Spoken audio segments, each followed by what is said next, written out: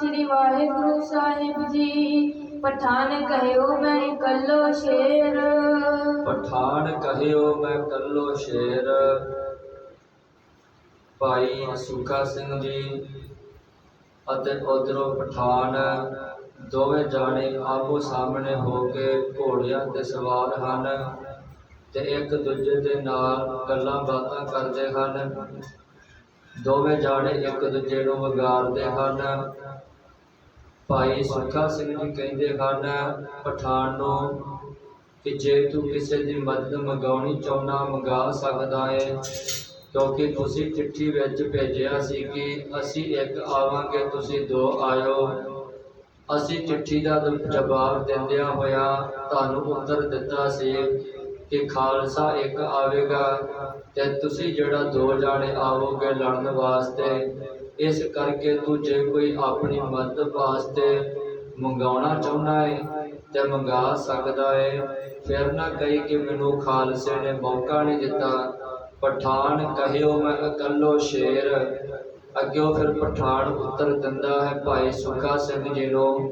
पठान कहंदा मैं कल्ला शेर हाँ ते मैं कल्ले ने तेनू मार लेना है। बकरी जयो तुझ लेहो घेर। बकरी ज्यों तुझ लेओ घेर। जिवें शेर बकरी नूं मार के धरती ते सुट लैंदा है, उसे तरीके नाल मैं शेर तेनू बकरी दे वांगू जमीन ते सुट लवांगा। दोनों ने कीते सनमुख घोड़े। दोनों ने कीते सनमुख घोड़े। भाई रतन सिंह जी कहंदे दोवें जाने इस तरीके नाल गल्लां करदियां होया एक दूजे नूं वंगारदियां होया एक दूजे नूं मौका दिंदियां होया फिर घोड़ियां नूं छेड़दे हन। आमो सामने करके एक दूजे उत्ते हमला करन दी तैयारी करदे हन। दोवन तेगन जो हथ जोड़े। दोवन तेगन सो हथ जोड़े। दोवां ने तेगां अते ढालां अपने हत्थां दे विच फड़ियां होईयां हन तां जो तलवार दे नाल वार कीता जा सके अते ढाल दे नाल रोकिया जा सके, क्योंकि दोवें सूरबे हन। दोवें जाने हरेक हथियार नूं चलाउणा जाणदे हन ते दोवें जाने हरेक वार नूं रोकना जाणदे हन। दोवां जाणियां ने तेगां हत्थ 'च फड़ियां हन अते दोवां जाणियां ने तेगां नूं नमस्कारां कीतियां हन। उस कहे कर प्रथम तू वारा। उस कहे कर प्रथम तू वारा। भाई रतन सिंह जी कहते हैं सुखा सिंह फिर बोलिया है पठान नूं कि पठाना तेनू मैं फिर मौका देना हाँ, तू पहला वार कर। मैं पहला वार अपनी ढाल ते जां तलवार ते तेरा वार रोक लवांगा। पहला मौका मैं तेनू देना हाँ, तू पहला वार कर क्योंकि ललकारिया तुसी है ते वैसे भी खालसा कदी पहला वार नहीं करता। हमेशा खालसा पहले वार तो बाद फिर जवाब देता है, दूसरा वार करता है ते तू सानू ललकारिया है, तू खालसे दी आन शान च बोलिया है, इस करके पहला वार भी तू कर। जैस भाई को करत प्यार। जैस भाई तो करत प्यार। जिवें दो भरा आपस विच गल्लां करदे हन इस तरीके नाल दोवें जाने एक दूजे नाल गल्लां बातां गोष्ट करदे हन। दो जाने शस्त्र चलावन। दो जाने शस्त्र चलावन। दोवें सूरमे हन बहादुर हन ते दोवें चंगे तरीके नाल हरेक शस्त्र चलाउणा जाणदे हन। दो जाने घात बचावन। दो जाने घात बचावन। बचावन तो भाव कि अपने आप नूं बचाउणा भी जाणदे हन। घात तो भाव कि अपने आप नूं जख्म होण तो बचाउणा। दोवें जाने चंगे तरीके नाल जाणदे हन कि अगले ने वार जदों करना है ते अपने आप नूं किवें बचाउणा है, किवें शरीर उत्ते जख्म नहीं आउण देना। होए सन्मुख वार दोवन कीओ। होए सन्मुख वार दोवन कीओ। भाई रतन सिंह जी कहंदे हन अगे ते दोवें जने कहंदे सी कि तू वार कर, वो कहंदा तू वार कर, पर जदों दोवां ने ना मन्निया फिर दोवां ने घोड़ियां नूं अड्डियां लाईयां हन ते एक दूजे दे सन्मुख हो के घोड़े भजाउंदे हन अते एक दूजे दे उत्ते फिर वार करदे हन। दोवां ने साझे वार कीते हन ते दोवां ने एक दूजे दे वार नूं ढालां दे नाल रोकिया है। ढालन उपर दोवन लियो। ढालन उपर दोवन लिये। दोवां ने अपनियां अपनियां ढालां दे नाल एक दूजे दे वार नूं रोक लिया है। ਦੋਵਾਂ ਨੇ ਇੱਕ ਦੂਜੇ ਦੇ ਵਾਰ ਨੂੰ ਰੋਕ ਕੇ ਆਪਣੇ ਆਪ ਦਾ ਬਚਾਅ ਕਰ ਲਿਆ ਹੈ। ਜਨ ਵਰਦਾਨ ਅਹਰਣ ਪਰ ਮਾਰੇ। ਜਨ ਵਰਦਾਨ ਅਹਰਣ ਪਰ ਮਾਰੈ। ਭਾਈ ਰਤਨ ਸਿੰਘ ਜੀ ਕਹਿੰਦੇ ਹਨ, ਜਿਵੇਂ ਵਰਦਾਨ ਅਹਰਨ ਦੇ ਉੱਤੇ ਮਾਰੀ ਜਾਵੇ, ਅਹਰਨ ਤੋਂ ਭਾਵ ਹੁੰਦਾ ਲੋਹਾ ਤੇ ਵਰਦਾਨ ਤੋਂ ਭਾਵ ਹੁੰਦਾ ਹਥੌੜਾ। ਸਤਿਗੁਰੂ ਜੀ ਨੇ ਬਾਣੀ ਵਿੱਚ ਵੀ ਇੱਕ ਏਦਾਂ ਦਾ ਬਚਨ ਵਰਤਿਆ ਹੈ, ਹਸਤੀ ਸਿਰ ਜੋ ਅੰਕਸ ਹੈ, ਅਹਰਨ ਜਿਉ ਸਿਰ ਦੇ। ਭਾਈ ਰਤਨ ਸਿੰਘ ਜੀ ਕਹਿੰਦੇ, ਜਿਵੇਂ ਥੌੜੇ ਦੇ ਥੱਲੇ ਲੋਹਾ ਦਿੱਤਾ ਜਾਂਦਾ ਹੈ, ਵਰਦਾਨ ਦੇ ਥੱਲੇ ਅਹਰਨ ਦਿੱਤਾ ਜਾਂਦਾ ਹੈ, ਤੇ ਵਰਦਾਨ ਦੇ ਉੱਤੇ ਸੱਟ ਵੱਜਦੀ ਹੈ। ਇਵ ਢਾਲਣ ਪਰ ਤੇਗਾ ਬਾਰੈ। ਇਵ ਢਾਲਣ ਪਰ ਤੇਗਾ ਝਾਰੈ। ਭਾਈ ਰਤਨ ਸਿੰਘ ਜੀ ਕਹਿੰਦੇ, ਇਸ ਤਰੀਕੇ ਦੇ ਨਾਲ ਦੋਵਾਂ ਜਾਣਿਆਂ ਨੇ ਇੱਕ ਦੂਜੇ ਦੀ ਤਲਵਾਰ ਨੂੰ ਢਾਲਾਂ ਦੇ ਨਾਲ ਰੋਕ ਲਿਆ ਹੈ, ਢਾਲਾਂ ਦੇ ਨਾਲ ਆਪਣੇ ਆਪ ਨੂੰ ਬਚਾ ਲਿਆ ਹੈ। ਦੋਹਰਾ ਦੋਵਨ ਵਾਰ ਤੁਹਾਡੇ ਕਰੈ ਹੈ, ਗਿਰੀ ਢਾਲ ਹੈ ਟੂਕ। ਦੋ ਵਾਰ ਠਾਡੇ ਕਰੈ, ਗਿਰੀ ਢਾਲ ਹੋਇ ਟੂਕ। ਦੋਵੇਂ ਜਾਣੇ ਘੋੜਿਆਂ ਤੇ ਸਵਾਰ ਹੋ ਕੇ ਇੱਕ ਦੂਜੇ ਤੇ ਵਾਰ ਕਰੀ ਜਾ ਰਹੇ ਹਨ। ਪਠਾਨ ਭਾਈ ਸੁੱਖਾ ਸਿੰਘ ਤੇ ਵਾਰ ਕਰਦਾ ਹੈ ਬਾਰ-ਬਾਰ, ਤੇ ਭਾਈ ਸੁੱਖਾ ਸਿੰਘ ਉਹਦਾ ਵਾਰ ਰੋਕ ਕੇ ਬਾਰ-ਬਾਰ ਪਠਾਨ ਦੇ ਉੱਤੇ ਕਰਦਾ ਹੈ। ਇੰਨੇ ਦਾਦੇ ਵਾਰ ਇੱਕ ਦੂਜੇ ਤੇ ਦੋਵਾਂ ਵੱਲੋਂ ਹੋ ਰਹੇ ਹਨ। ਜਿਹੜੀਆਂ ਹੱਥ ਦੇ ਵਿੱਚ ਢਾਲਾਂ ਫੜੀਆਂ ਹਨ, ਉਹ ਢਾਲਾਂ ਵੱਜ-ਵੱਜ ਕੇ ਦੋਵਾਂ ਦੀਆਂ ਟੁੱਟ ਗਈਆਂ ਹਨ। ਕਾਟਨ ਟਹਿ ਸੰਜੋਗ ਜੁਗ, ਮਾਰੇ ਚੋਟਿਆ ਚੂਕ। ਕਾਟਨ ਡਹੇ ਸੰਜੋਏ ਜੁਗ, ਮਾਰੇ ਚੋਟ ਅਚੂਕ। ਅਚੂਕ ਤੋਂ ਭਾਵ ਹੁੰਦਾ ਕਿ ਨਾ ਰੁਕਣ ਵਾਲਾ ਵਾਰ। ਦੋਵੇਂ ਜਾਣੇ ਬਿਨਾਂ ਰੁਕਿਆ ਹੀ ਇੱਕ ਦੂਜੇ ਤੇ ਵਾਰ ਕਰ ਰਹੇ ਹਨ, ਕਿਉਂਕਿ ਹੁਣ ਢਾਲਾਂ ਟੁੱਟ ਗਈਆਂ ਹਨ। ਹੱਥ ਦੇ ਵਿੱਚ ਕੇਵਲ ਤੇਗਾਂ ਤਲਵਾਰਾਂ ਹੀ ਹਨ, ਅਤੇ ਹੁਣ ਇੱਕ ਦੂਜੇ ਦੇ ਸੰਜੋਗ ਨੂੰ ਪਾੜਨ ਦਾ ਯਤਨ ਕਰਦੇ ਹਨ, ਤਾਂ ਜੋ ਸੰਜੋਗ ਪਾੜ ਜਾਵੇ ਤੇ ਤਲਵਾਰ ਬਰਛੀ ਜਾਂ ਤੀਰ ਜਿਹੜਾ ਵਾ ਸੀਨੇ ਦੇ ਵਿੱਚ ਮਾਰਿਆ ਜਾ ਸਕੇ। ਹੁਣ ਦੋਵਾਂ ਜਾਣਿਆਂ ਨੇ ਇਹ ਯਤਨ ਕੀਤਾ ਹੈ ਕਿ ਇੱਕ ਦੂਜੇ ਦੀ ਢਾਲ ਨੂੰ ਤੋੜਿਆ ਜਾਵੇ, ਇੱਕ ਦੂਜੇ ਦੀ ਢਾਲ ਨੂੰ ਸਰੀਰ ਦੇ ਵੱਲੋਂ ਅਲੱਗ ਕਰ ਦਿੱਤਾ ਜਾਵੇ। ਚੌਪਈ ਤੇਗਨ ਸੋ ਪਟ ਹੈ ਕੱਟ ਗਏ। ਤੇਗਨ ਸੋ ਪਟ ਕਹਿ ਕੱਟ ਗਏ। ਭਾਈ ਰਤਨ ਸਿੰਘ ਜੀ ਕਹਿੰਦੇ, ਤੇਗਾਂ ਦੇ ਨਾਲ ਫਿਰ ਢਾਲਾਂ ਨੂੰ ਕੱਟ ਕੇ, ਭਾਵ ਕਿ ਸੰਜੋਗ ਦੇ ਉੱਤੇ ਹੁਣ ਵਾਰ ਕਰ ਰਹੇ ਹਨ, ਤੇ ਵਾਰ ਕਰਦਿਆਂ ਸਾਂਝੇ ਵਾਰ ਹੋਏ ਹਨ। ਤੇ ਦੋਵਾਂ ਜਾਣਿਆਂ ਨੇ ਜਿਹੜੀਆਂ ਕਮਰ ਕੱਸੇ ਬੰਨੇ ਹੋਏ ਹਨ ਤੇ ਜਿਹੜੀਆਂ ਸੰਜੋਗ ਦੀਆਂ ਤਣੀਆਂ ਪਾਈਆਂ ਹੋਈਆਂ ਹਨ, ਉਹ ਤਣੀਆਂ ਜਿਹੜੀਆਂ ਕਿਰਪਾਨ ਵੱਜਣ ਦੇ ਨਾਲ, ਤੇਗਾ ਵੱਜਣ ਦੇ ਨਾਲ ਦੋਵਾਂ ਦੀਆਂ ਤਣੀਆਂ ਖੁੱਲ ਗਈਆਂ ਹਨ। ਸ਼ੂਰਾ ਸ਼ੂਰੀ ਤਬ ਗਿਰ ਗਏ। ਸ਼ੂਰਾ ਸ਼ੂਰੀ ਸਭ ਤਬ ਗਿਰ ਗਏ। ਦੋਵਾਂ ਨੇ ਜਿੰਨੇ ਹਥਿਆਰ ਸਰੀਰ ਦੇ ਉੱਤੇ ਲਾਏ ਹੋਏ ਸਨ, ਕੋਈ ਸ਼ੂਰਾ, ਕੋਈ ਸ਼ੂਰੀ, ਕੋਈ ਕਾਚੂ, ਭਾਵ ਕਿ ਕਿਸੇ ਵੀ ਪ੍ਰਕਾਰ ਦਾ ਜਿਹੜਾ ਹਥਿਆਰ ਬੰਨਿਆ ਹੋਇਆ ਸੀ ਉਸ ਸੰਜੋਗ ਦੇ ਨਾਲ, ਉਹ ਸਾਰੇ ਦੇ ਸਾਰੇ ਹੁਣ ਜ਼ਮੀਨ ਤੇ ਡਿੱਗ ਪਏ ਹਨ। ਦੋਵਨ ਤੇਗਨ ਮੁੱਠ ਟੁੱਟ ਗਏ। ਦੋਵਨ ਤੇਗਨ ਮੁੱਖ ਟੁੱਟ ਗਏ। ਤੇ ਦੋਵਾਂ ਜਾਣੀਆਂ ਦੀਆਂ ਜਿਹੜੀਆਂ ਤੇਗਾਂ ਹਨ, ਜਿਨ੍ਹਾਂ ਦੇ ਨਾਲ ਇੱਕ ਦੂਜੇ ਉੱਤੇ ਵਾਰ ਕਰਦੇ ਹਨ, ਉਹ ਦੋਵਾਂ ਦੀਆਂ ਤੇਗਾਂ ਹੁਣ ਟੁੱਟ ਗਈਆਂ ਹਨ। ਲੜਦ ਫਿਰਦ ਆਪਸ ਮਹਿ ਕਹੇ। ਲੜਦ ਭਿਰਦ ਆਪਸ ਮੈਂ ਖਹੇ। ਹੁਣ ਦੋਵਾਂ ਦੇ ਹੱਥ ਜਿਹੜੇ ਖਾਲੀ ਹਨ, ਨਾ ਦੋਵਾਂ ਦੇ ਕੋਲ ਢਾਲਾਂ ਹਨ ਤੇ ਨਾ ਦੋਵਾਂ ਦੇ ਕੋਲ ਤੇਗਾਂ ਹਨ, ਕਿਉਂਕਿ ਜਿਹੜੇ ਹਥਿਆਰ ਦੂਸਰੇ ਸਨ ਉਹ ਵੀ ਜਿਹੜੇ ਹੁਣ ਥੱਲੇ ਡਿੱਗ ਪਏ, ਹੁਣ ਖਾਲੀ ਹੱਥ ਹਨ। ਤੇ ਖਾਲੀ ਹੱਥ ਹੋ ਕੇ ਹੁਣ ਇੱਕ ਦੂਜੇ ਦੇ ਨਾਲ ਜਿਹੜੇ ਇੱਕ ਦੂਜੇ ਉੱਤੇ ਖਾਲੀ ਹੱਥਾਂ ਨਾਲ ਵਾਰ ਕਰਦੇ ਹਨ। ਘੋੜਨ ਮੈਨੇ ਤਾਕਤ ਰਹੀ। ਘੋੜਨ ਮੈਨੇ ਤਾਕਤ ਰਹੀ। ਤੇ ਘੋੜੇ ਵੀ ਵਿਚਾਰੇ ਥੱਕ ਗਏ ਹਨ, ਉਹਨਾਂ ਦੇ ਵਿੱਚ ਵੀ ਹੁਣ ਇੰਨੀ ਤਾਕਤ ਨਹੀਂ ਰਹੀ। ਜਖਮਨ ਤੈ ਰਤ ਸਭ ਚੁੱਕ ਗਈ। ਜਖਮਨ ਤੇ ਰਤ ਸਭ ਚੋਏ ਗਏ, ਕਿਉਂਕਿ ਘੋੜੇ ਵੀ ਵਿਚਾਰੇ ਭੱਜ ਕੇ ਜਿਹੜੇ ਇੱਕ ਦੂਜੇ ਵੱਲ ਆਉਂਦੇ ਹਨ। ਤੇ ਜਿਸ ਤਰੀਕੇ ਨਾਲ ਇਨਸਾਨ ਮੰਨ ਲਓ ਸਾਹ ਦੇ ਵਿੱਚ ਸਾਹ ਨਹੀਂ ਰਲਦਾ, ਉਹਦਾ ਥੱਕ ਜਾਂਦਾ ਹੈ। ਅਕਸਰ ਭਾਵੇਂ ਘੋੜਾ ਹੀ ਹੈ ਤੇ ਇੱਕ ਜੂਨ ਹੈ ਤੇ ਇੱਕ ਜਾਨਵਰ, ਉਹਨੂੰ ਵੀ ਸਾਹ ਚੜਦਾ ਹੈ। ਤੇ ਦੋਵੇਂ ਜਾਣਿਆਂ ਦੇ ਘੋੜੇ ਥੱਕ ਗਏ ਹਨ, ਅਤੇ ਥੱਕਣ ਕਰਕੇ ਦੋਵਾਂ ਦੇ ਘੋੜੇ ਜਿਹੜੇ ਹੁਣ ਉਹ ਬਲ, ਉਹ ਤਾਕਤ ਨਹੀਂ ਰਹੀ ਕਿ ਉਹ ਭੱਜ ਸਕਣ। ਤੇ ਦੋਵਾਂ ਦੇ ਘੋੜੇ ਵੀ ਭਾਈ ਰਤਨ ਸਿੰਘ ਜੀ ਕਹਿੰਦੇ ਹਨ ਕਿ ਜ਼ਖਮੀ ਹਨ।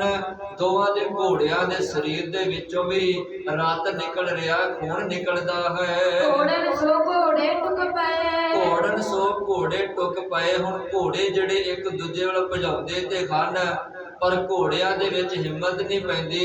ਇਸ ਕਰਕੇ ਲਾਗੇ ਆ ਕੇ ਜਦੋਂ ਘੋੜੇ ਆ ਜਾਂਦੇ ਹਨ, ਇੱਕ ਦੂਜੇ ਦੇ ਉੱਤੇ ਜਿਹੜਾ ਹੱਥਾਂ ਦੇ ਨਾਲ ਹੀ ਵਾਰ ਕਰਦੇ ਹਨ। ਮੋਢੇ ਸੋ ਮੋਢੇ ਅਤ ਗਏ, ਮੋਢਣ ਸੋ ਮੋਢੇ ਅੜ ਗਏ। ਜਦੋਂ ਇਸ ਵਾਰ ਲਾਗੇ ਆਏ ਹਨ ਇੱਕ ਦੂਜੇ ਤੇ ਵਾਰ ਕਰਨ ਵਾਸਤੇ, ਤੇ ਦੋਵਾਂ ਜਾਣਿਆਂ ਦੇ ਮੋਢੇ ਨਾਲ ਮੋਢੇ ਅੜ ਗਏ ਹਨ। ਦੋਰਾ ਜਛਮ ਜੱਚੀ ਹੈ ਰਹਿ, ਕਿਰੇ ਭੂਮ ਮਦ ਕਾਮ। ਜਪਮ ਜਪੀ ਹੋ ਰਹੇ, ਗਿਰੇ ਭੂਮ ਵੱਧ ਧੂਮ।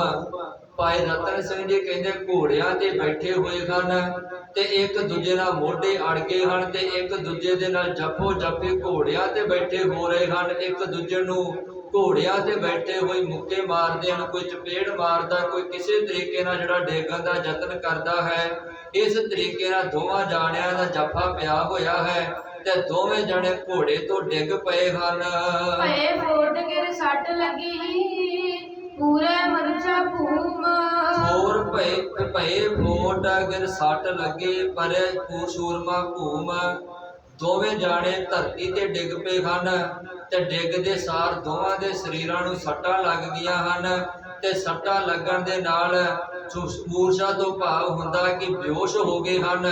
ਦੋਵੇਂ ਜਾਣੇ ਜਿਹੜੇ ਬੇਹੋਸ਼ ਹੋ ਕੇ ਧਰਤੀ ਤੇ ਡਿੱਗ ਪਏ ਹਨ। ਚੌਪਈ ਤਬ ਸਿੰਘ ਕੋ ਕੁਝ ਸੋਝੀ ਆਈ, ਤਬ ਸਿੰਘ ਕੋ ਕਛ ਸੋਝੀ ਆਈ। ਇਹਨੇ ਨੂੰ ਭਾਈ ਰਤਨ ਭਾਈ ਸੁੱਖਾ ਸਿੰਘ ਨੂੰ ਕੁਝ ਕੁ ਸੰਭਾਲ ਆਈ ਹੈ, ਕੁਝ ਕੁ ਸੋਝੀ ਆਈ ਹੈ। ਉਹ ਬੇਹੋਸ਼ੀ ਦੀ ਹਾਲਤ ਵਿੱਚੋਂ ਉੱਠਿਆ ਹੈ। ਗਿੱਜੀ ਤਬੇ ਉਸ ਸਿੰਘ ਉਠਾਈ, ਗਿੱਜੀ ਤਬ ਉਸ ਸਿੰਘ ਉਠਾਈ। ਤੇ ਉਧਰ ਜਿਹੜਾ ਗਿਲਜਾ ਹੈ ਪਠਾਨ ਹੈ ਉਹਨੂੰ ਵੀ ਹੋਸ਼ ਆਈ ਹੈ। ਚੱਕ ਸੰਜੋਏ ਦੇ ਧਾਏ, ਚੱਕ ਸੰਜੋ ਦਈ ਤਸਾਏ। ਤੇ ਭਾਈ ਸੁੱਖਾ ਸਿੰਘ ਜੀ ਨੇ ਉਹਨੂੰ ਗਿੱਚੀ ਤੋਂ ਉਠਾਇਆ ਹੈ ਕਿਉਂਕਿ ਦੋਵੇਂ ਹੋਸ਼ ਵਿੱਚ ਆ ਗਏ ਹਨ ਤੇ ਦੋਵਾਂ ਜਾਣੇ ਹੁਣ ਲੜ ਰਹੇ ਹਨ। ਤੇ ਭਾਈ ਸੁੱਖਾ ਸਿੰਘ ਜੀ ਨੇ ਉਸ ਪਠਾਨ ਨੂੰ ਗਿੱਚੀ ਤੋਂ ਉਠਾਇਆ ਹੈ ਤੇ ਜਿਹੜੀ ਉਹਨੇ ਸੰਜੋਗ ਪਾਈ ਹੋਈ ਸੀ ਉਹ ਸੰਜੋਗ ਜਿਹੜੀ ਦੋਵਾਂ ਦੀ ਲੱਥ ਗਈ ਹੈ। ਤੇ ਜਿਹੜੀ ਭਾਈ ਸੁੱਖਾ ਸਿੰਘ ਨੇ ਜਿਹੜੀ ਸਰੋਹੀ ਲਿਆਂਦੀ ਹੋਈ ਸੀ ਰਾਜਸਥਾਨੀ ਹਥਿਆਰ, ਉਹਨੂੰ ਭੱਜ ਕੇ ਜਾ ਕੇ ਫੜਿਆ ਹੈ ਤੇ ਫੜਦੇ ਸਾਰੇ ਭਾਈ ਸੁੱਖਾ ਸਿੰਘ ਨੇ ਉਹ ਸਰੋਹੀ ਉਸ ਪਠਾਨ ਦੀ ਛਾਤੀ ਦੇ ਵਿੱਚ ਮਾਰ ਦਿੱਤੀ ਹੈ। ਦਿਲ ਰਕੜੇ ਬਹਿ ਗਏ ਖਾਏ, ਦਿਲ ਅਰ ਰੁਕੜੇ ਵਗਹੀ ਵੈ ਖਾਏ। ਦਿਲ ਦੇ ਲਾਗੇ ਵਾਰ ਹੋਇਆ ਹੈ ਤੇ ਜਦੋਂ ਭਾਈ ਸੁੱਖਾ ਸਿੰਘ ਨੇ ਵਾਰ ਕੀਤਾ ਉਹ ਸਰੋਈ ਆਰ ਪਾਰ ਹੋ ਗਈ ਹੈ ਤੇ ਸਰੋਈ ਇੰਨੀ ਜ਼ਿਆਦਾ ਤਿੱਖੀ ਤੇ ਖਤਰਨਾਕ ਸੀ। ਜਦੋਂ ਭਾਈ ਸੁੱਖਾ ਸਿੰਘ ਨੇ ਬਾਹਰ ਕੱਢੀ ਹੈ ਉਹਦੀਆਂ ਜਿਹੜੀਆਂ ਦਿਲ ਦੀਆਂ ਨਾੜੀਆਂ ਸਨ ਜਾਂ ਆਂਦਰਾਂ ਸਨ ਉਹ ਜਿਹੜੀਆਂ ਸਰੋਹੀ ਦੇ ਨਾਲ ਹੀ ਬਾਹਰ ਆ ਗਈਆਂ ਹਨ। ਠੋਸ ਗਈ ਉਸ ਕੇ ਮਤ ਪੇਟ, ਠੋਸ ਦਈ ਉਸ ਕੇ ਮਦ ਪੇਟ। ਤੇ ਦੂਸਰਾ ਵਾਰ ਫਿਰ ਭਾਈ ਸੁੱਖਾ ਸਿੰਘ ਜੀ ਨੇ ਉਸੇ ਹੀ ਸਰੋਈ ਦਾ ਉਹਦੇ ਢਿੱਡ ਦੇ ਵਿੱਚ ਕੀਤਾ ਹੈ। ਆਦਿ ਉਜਰੀ ਕੱਢੀ ਸਮੇਤ, ਆਦ ਉਜਰੀ ਕੱਢੀ ਸਮੇਟ। ਤੇ ਜਦੋਂ ਢਿੱਡ ਦੇ ਵਿੱਚੋਂ ਬਾਹਰ ਕੱਢੀ ਹੈ ਸਰੋਈ ਤੇ ਢਿੱਡ ਦੀਆਂ ਆਂਦਰਾਂ ਵੀ ਬਾਹਰ ਕੱਢ ਕੇ ਰੱਖ ਦਿੱਤੀਆਂ ਹਨ। ਸਤਿਗੁਰ ਰੱਖੀ ਖਾਲਸਾ ਲਾਜ, ਸਤਿਗੁਰ ਰੱਖੀ ਖਾਲਸੇ ਲਾਜ। ਇਸ ਤਰੀਕੇ ਨਾਲ ਮੈਦਾਨੇ ਜੰਗ ਦੇ ਵਿੱਚ ਭਾਈ ਸੁੱਖਾ ਸਿੰਘ ਨੇ ਜੋ ਪਠਾਨ ਖਾਲਸੇ ਦੀ ਆਨ ਸ਼ਾਨ ਵਿੱਚ ਬੋਲ ਕੇ ਨਿੰਦਿਆ ਕਰਕੇ ਚੜ ਕੇ ਆਇਆ ਸੀ, ਭਾਈ ਸੁੱਖਾ ਸਿੰਘ ਨੇ ਉਹਨੂੰ ਇਸ ਤਰੀਕੇ ਦੇ ਨਾਲ ਮਾਰ ਦਿੱਤਾ। ਦੋਵੇਂ ਸੂਰਮੇ ਬੜੇ ਬਹਾਦਰੀ ਦੇ ਨਾਲ ਲੜੇ ਸਨ, ਪਰ ਜਿਹਦਾ ਦਾਲ ਲੱਗ ਜਾਵੇ ਉਹਦਾ ਜਿਹੜਾ ਜਿੱਤ ਹੋ ਜਾਂਦੀ ਹੈ ਤੇ ਦੂਸਰਾ ਹਾਰ ਜਾਂਦਾ ਹੈ। ਭਾਈ ਸੁੱਖਾ ਸਿੰਘ ਦਾ ਦਾਅ ਲੱਗ ਗਿਆ ਤੇ ਪਠਾਨ ਜਿਹੜਾ ਵਾ ਉਹ ਮਾਰਿਆ ਗਿਆ, ਉਹ ਹਾਰ ਗਿਆ ਤੇ ਸੁੱਖਾ ਸਿੰਘ ਦੀ ਜਿੱਤ ਹੋਈ। ਤੇ ਭਾਈ ਰਤਨ ਸਿੰਘ ਜੀ ਕਹਿੰਦੇ ਸਤਿਗੁਰ ਰੱਖੀ ਖਾਲਸੇ ਲਾਜ।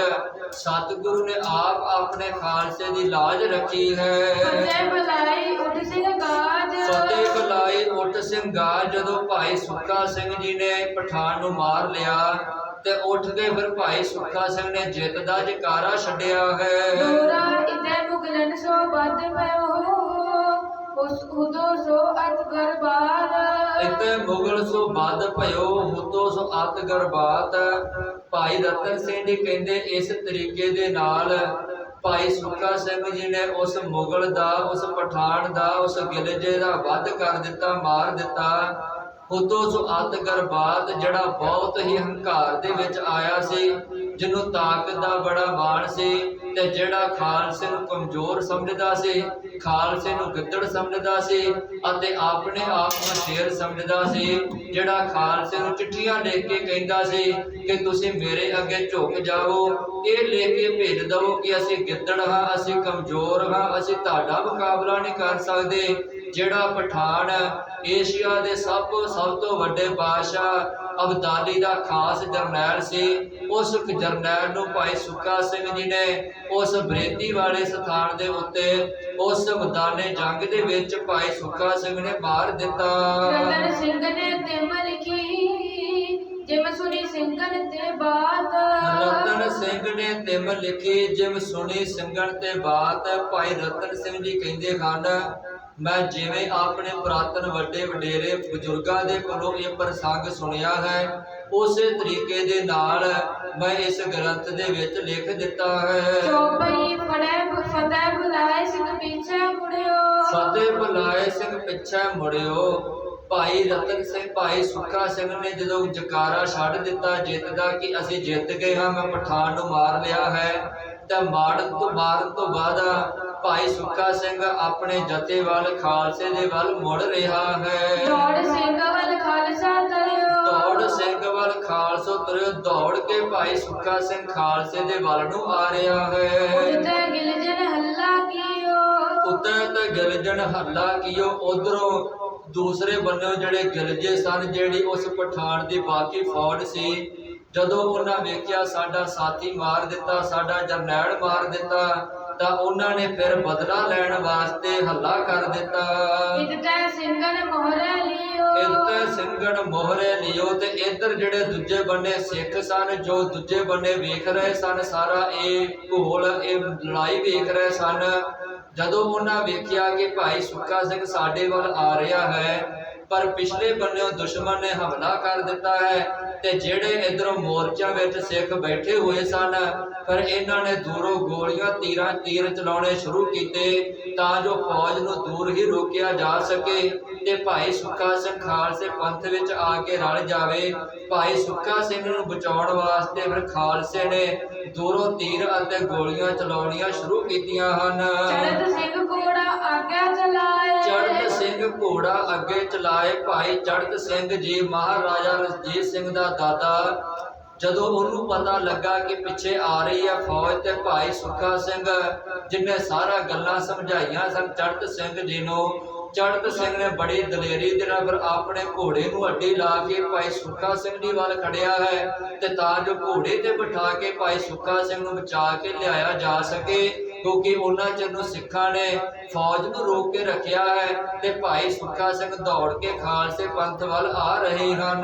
ਬਾਹ ਗਹੀ ਲਿਓ ਗੈਲ ਚੜਾਏ, ਬਾਹ ਗਹੀ ਲਿਓ ਗੈਲ ਚੜਾਏ। ਜਦੋਂ ਚੜ੍ਹਤ ਸਿੰਘ ਜੀ ਲਾਗੇ ਪਹੁੰਚਿਆ ਹੈ ਸੁੱਖਾ ਸਿੰਘ ਦੇ, ਤੇ ਫਿਰ ਬਾਹ ਫੜ ਕੇ ਭਾਈ ਸੁੱਖਾ ਸਿੰਘ ਨੂੰ ਘੋੜੇ ਦੇ ਉੱਤੇ ਚੜਾ ਲਿਆ ਹੈ। ਸਿੰਘ ਜੀ ਕੋਲ ਆਏ ਪੂਰਾ, ਸਿੰਘ ਜੀ ਕੋਲ ਆਏ ਪੂਰਾ। ਭਾਈ ਸੁੱਖਾ ਸਿੰਘ ਜੀ ਨੂੰ ਭਾਈ ਚੜ੍ਹਤ ਸਿੰਘ ਭਾਈ ਸੁੱਖਾ ਸਿੰਘ ਨੂੰ ਘੋੜੇ ਤੇ ਚੜਾ ਕੇ ਉਰਲੇ ਬੰਨੇ ਆਪਣੇ ਜਥੇ ਦੇ ਵਿੱਚ ਸਿੱਖਾਂ ਦੇ ਕੋਲ ਲੈ ਆਇਆ ਹੈ। ਗਿਲਜੇ ਹਟਾਏ ਉਸ ਹੀ ਪਾਰ, ਗਿਲਜੇ ਹਟਾਏ ਉਸ ਹੀ ਪਾਰ। ਤੇ ਜਿਹੜੇ ਗਿਲਜੇ ਪਠਾਨ ਸਨ, ਜਿਹੜਾ ਹਮਲਾ ਕਰਨ ਵਾਸਤੇ ਪਿੱਛੋਂ ਆ ਰਹੇ ਸਨ, ਇਧਰੋਂ ਸਿੱਖਾਂ ਨੇ ਗੋਲੀਆਂ ਚਲਾ ਕੇ, ਤੀਰ ਚਲਾ ਕੇ ਉਹਨਾਂ ਨੂੰ ਦੂਰ ਹੀ ਰੋਕੀ ਰੱਖਿਆ, ਉਹਨਾਂ ਨੂੰ ਭਾਈ ਸੁੱਖਾ ਸਿੰਘ ਤੱਕ ਆਉਣ ਨਾ ਦਿੱਤਾ।